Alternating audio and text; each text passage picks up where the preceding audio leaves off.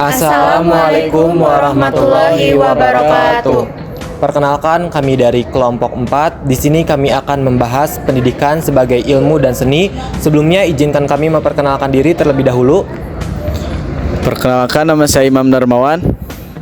Perkenalkan, nama saya Ergin Erlangga Alpareja. Perkenalkan, nama saya Novianti Dwi Farhayu. Perkenalkan, nama saya Azkia Rahma Maulida. Definisi ilmu.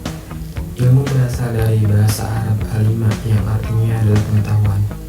Dalam bahasa Indonesia, ilmu sering disamakan dengan sains yang berasal dari bahasa Inggris science. Kata sains itu sendiri berasal dari bahasa Yunani yang artinya pengetahuan. Dalam kamus bahasa Indonesia, ilmu didefinisikan sebagai pengetahuan tentang suatu bidang yang disusun secara bersistem menurut metode tertentu. Karakteristik ilmu. 1. Sistematis.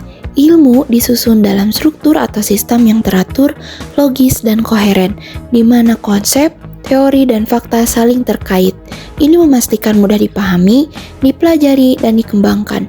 2. Empiris, dapat diuji secara indrawi. Ilmu didasarkan pada observasi dan pengalaman di dunia nyata. Klaim ilmiah harus dapat diverifikasi atau dibuktikan kebenarannya atau kesalahannya melalui indera, data, dan eksperimen. 3. Objektif. Ilmu harus bebas dari bias pribadi, emosi, atau prasangka. Hasil ilmiah harus menyajikan fakta apa adanya dan dapat diterima secara universal terlepas dari preferensi peneliti. 4. Rasional atau logis. Ilmu menggunakan penalaran yang konsisten dan masuk akal atau logika. Proses berpikirnya harus melalui langkah-langkah deduktif dan atau induktif yang valid untuk mencapai kesimpulan. 5. Verifikatif atau falsifiable atau dapat diperiksa. Setiap hipotesis atau teori ilmiah harus dapat diuji dan dibuktikan kebenarannya atau minimal dapat dibuktikan salah. Ini adalah prinsip kunci yang memisahkan ilmu dari dogma. 6. Generalisasi atau umum. Ilmu tidak hanya menjelaskan satu kasus unik, tetapi berusaha menemukan hukum, prinsip, atau pola yang berlaku secara umum untuk kelas fenomena yang lebih luas. Klasifikasi ilmu. 1. Menurut objek kajian. Menurut objek kajian, klasifikasi ilmu terbagi menjadi 3. Yang pertama ada natural science, yang artinya ilmu alam. Ilmu alam ini mempelajari tentang fenomena alam. Contohnya seperti fisika, kimia, dan biologi. Yang kedua ada social science, yang artinya ilmu sosial. Ilmu ini mempelajari manusia dan interaksinya. Contohnya sosiologi, psikologi, dan pendidikan. Yang ketiga ada humanities, yang artinya ilmu humaniora. Ilmu humaniora ini mempelajari ekspresi, nilai, dan budaya manusia. Contohnya seperti filsafat, sejarah, bahasa, seni, dan sastra. Yang kedua ada menurut tujuannya, terbagi menjadi 2. Yang pertama ada pure science, yang artinya ilmu teoritis. Ilmu ini bertujuan menemukan kebenaran dan teori, contohnya matematika murni dan filsafat. Yang kedua ada applied science, yang artinya ilmu praktis, bertujuan menyelesaikan masalah nyata, contohnya kedokteran, teknik, hukum, dan pendidikan. Definisi ilmu pendidikan.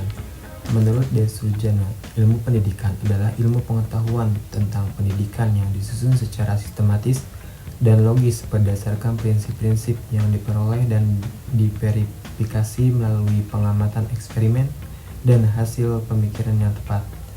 Ilmu pendidikan adalah sistem pengetahuan tentang fenomena pendidikan yang dihasilkan melalui riset dengan menggunakan metode ilmiah. Karakteristik ilmu pendidikan. Ilmu pendidikan berfungsi untuk menjelaskan, memprediksi, dan mengontrol fenomena pendidikan yang terjadi.